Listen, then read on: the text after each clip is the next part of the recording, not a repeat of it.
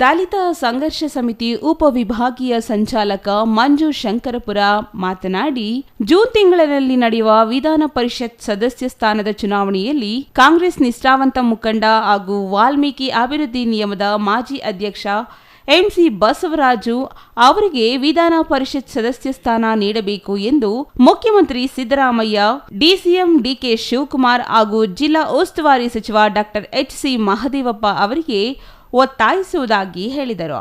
ಜನಸಾಮಾನ್ಯರಿಗೆ ಸಿಗುವ ಬಸವರಾಜು ಅವರಿಗೆ ಈ ಬಾರಿ ಕಾಂಗ್ರೆಸ್ ಸರ್ಕಾರ ಎಂಎಲ್ಸಿ ಮಾಡಲೇಬೇಕು. ಹಳೆ ಮೈಸೂರು ಭಾಗದಲ್ಲಿ ಎಂಎಲ್ಸಿ ಸ್ಥಾನ ಯಾರಿಗೂ ನೀಡಿಲ್ಲ.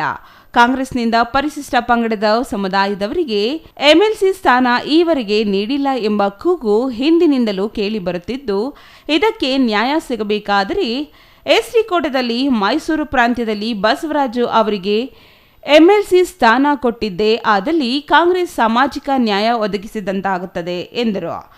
ವಿಚಾರವಾಗಿ ಕರ್ನಾಟಕದ ಮಹರ್ಷಿ ವಾಲ್ಮೀಕಿ ನಿಗಮದ ಮಾಜಿ ಅಧ್ಯಕ್ಷರು ಹಾಗೂ ಕೆಪಿಸಿಸಿ ಪ್ರಧಾನ ಕಾರ್ಯದರ್ಶಿಗಳಾಗಿರ್ತಕ್ಕಂತಹ ಎಚ್.ಸಿ. ಬಸವರಾಜರವರಿಗೆ ಎಸ್ಟಿ ಕೋಟದ ಅಡಿಯಲ್ಲಿ ವಿಧಾನ ಪರಿಷತ್ ಸ್ಥಾನವನ್ನು ನೀಡಬೇಕು ಅಂತೇಳಿ ನಂಜನಗೂಡು ದಲಿತ ಸಂಘರ್ಷ ಸಮಿತಿಯಿಂದ ನಾವು ಮಾನ್ಯ ಕರ್ನಾಟಕದ ಮುಖ್ಯಮಂತ್ರಿಗಳಾಗಿರ್ತಕ್ಕಂತಹ ಸಿದ್ದರಾಮಯ್ಯನವರಲ್ಲಿ ಹಾಗೂ ಉಪಮುಖ್ಯಮಂತ್ರಿಗಳಾಗಿರ್ತಕ್ಕಂತಹ ಡಿ.ಕೆ. ಶಿವಕುಮಾರ್ ಅವರಲ್ಲಿ ಹಾಗೂ ನಮ್ಮ ಈ ಮೈಸೂರು ಭಾಗದ ಜಿಲ್ಲಾ ಉಸ್ತುವಾರಿ ಸಚಿವರಾಗಿರ್ತಕ್ಕಂತಹ ಮಹದೇವಪುರವರಲ್ಲಿ ಒತ್ತಾಯವನ್ನು ಮಾಡ್ತೇವೆ. ಯಾಕೆಂದರೆ ಇದೇ ಜೂನ್ ತಿಂಗಳಲ್ಲಿ ವಿಧಾನ ಪರಿಷತ್ ಚುನಾವಣೆ ಕರ್ನಾಟಕದಲ್ಲಿ ನಡೀತಾ ಇದೆ.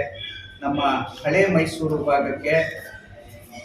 ಭಾಗದಲ್ಲಿ ಹೆಚ್ಚಿನ ರೀತಿ ಜನಸಂಪರ್ಕದಲ್ಲಿರ್ತಕ್ಕಂಥವರು, ದೀನ ದಲಿತರು, ಅಲ್ಪಸಂಖ್ಯಾತರು, ಹಿಂದುಳಿದವರ ಪರವಾಗಿ ಅನೇಕ ಹೋರಾಟಗಳಲ್ಲಿ ಒಡನಾಡಿಗೆಯಾಗಿ ಭಾಗಿಯಾಗಿರ್ತಕ್ಕಂಥವರು ನಮ್ಮ ಎಸ್.ಸಿ. ಬಸವರಾಜರವರು.